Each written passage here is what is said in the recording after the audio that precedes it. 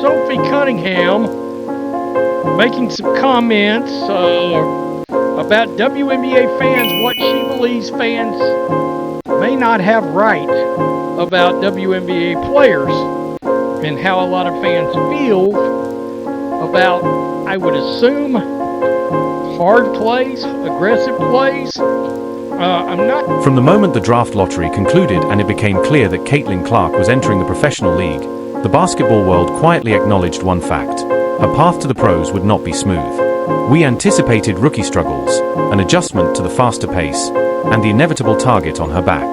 But what happened in her explosive clash with Sophie Cunningham recently shattered the assumption that this was just about basketball. Suddenly, it's no longer a simple rookie introduction. It looks like a personal vendetta spiraling dangerously out of control. This isn't just a star rookie facing some hard fouls or veteran tough love. Analysts, insiders, and fans are calling it a deliberate, coordinated effort to break her spirit and keep her away from the paint before her career fully begins. The footage that went viral instantly, dominating social media even beyond the NBA playoffs, wasn't just a bad defensive play or a lapse in judgment. It was a clear message from the veterans: you don't belong here yet. Regardless of referees, rules, or cameras, it was a warning that the league's old guard intended to make her journey extremely difficult. Yet, while media coverage focuses on the physical hits and the calls for suspensions, they're missing the most important part. Clark didn't falter. She didn't flinch. She didn't retreat. Instead, she used that aggression to elevate herself, both mentally and physically, turning their attacks into fuel in a way that stunned everyone. The aftermath revealed a troubling undercurrent of resentment in locker rooms and ignited social media outrage demanding the league take action. The WNBA's leadership was forced to choose: protect their rising star or let the headhunting continue until a disaster happens. To understand why this moment was so explosive, consider the game itself. From the first possession, the tension was palpable. This wasn't a regular season rhythm. It felt like a playoff Game 7 with old grudges boiling over. Cunningham shadowed Clark. This wasn't accidental contact. It was coordinated, bordering on unethical targeting. Fans have noted Cunningham's history of gatekeeping and the perception that Clark hadn't earned her spot. But the enforcer plan may have backfired. Instead of looking like solid defense, it appeared as bullying, rallying Clark's fan base, making Cunningham public enemy number one, and creating a villain narrative that only boosted Clark's reputation. Social media erupted immediately after the game, with hashtags like #BanSophie and #ProtectCaitlin trending worldwide. Fans weren't asking for minor penalties. They demanded multi-game suspensions and heavy fines. They cited double standards. If a rookie hit a veteran like Diana Taurasi or Breanna Stewart, punishments would have been swift.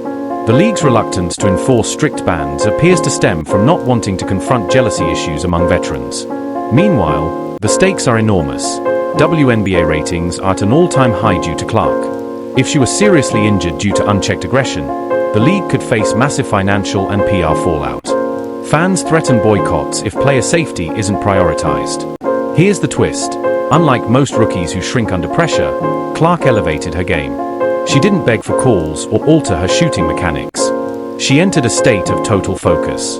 After the collision, her demeanor changed. No more smiles, no complaints. She didn't retaliate with illegal moves, but instead dominated the court with precision.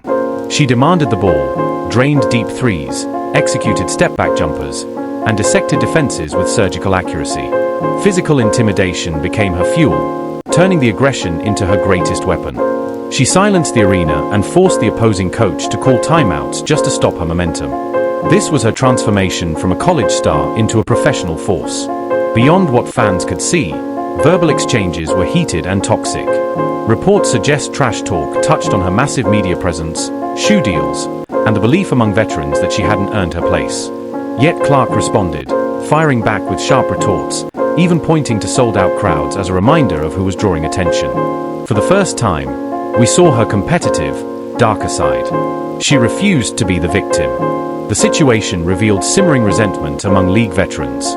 Many had built careers in obscurity, while Clark signed multi-million-dollar endorsements early. Human nature and jealousy collided, manifesting as hard fouls and dangerous contact. Cunningham channeled that frustration, making the environment toxic, where games felt like hazing rituals. Ironically, by attacking Clark, the veterans only validated her as the biggest threat in the league. You don't headhunt a bench warmer, You go after the queen. Clark's poise extends beyond the court. In post-game media, she remained diplomatic, praising teamwork without calling out dirty plays. Yet her play spoke volumes, earning fan admiration and infuriating veterans. Every aggressive move by opponents is now scrutinized online, creating a PR nightmare for anyone targeting her. Clark's combination of skill and maturity terrifies the league. If veterans can't break her as a rookie, how will they stop her with experience? Fans have taken ownership of Clark's journey, tracking fouls, creating compilations, and tagging officials. They act as her watchdogs, increasing pressure on referees. Clark's ability to score despite contact complicates officiating decisions. Allowing illegal hits could set a dangerous precedent. The Mercury game forced the league to confront the issue, protect Clark or risk a disaster. Clark has proven she can handle physical and verbal aggression and turn it into points. She has shown the league that bullying won't work, but escalation remains a concern. Shoulder checks may not stop her. What comes next? The rest of the season may become a war of attrition. Every drive to the basket, every play will be a test of toughness. Yet the harder opponents hit, the better she performs, feeding off hostile energy and converting it into scoring. By the end, Caitlin Clark proved two things. She can take a punch and make opponents pay on the scoreboard. She elevated her game under immense pressure, leaving critics and Cunningham with a PR disaster and a loss. She didn't need referees or suspensions. She only needed the ball in her hands. But this story is far from over.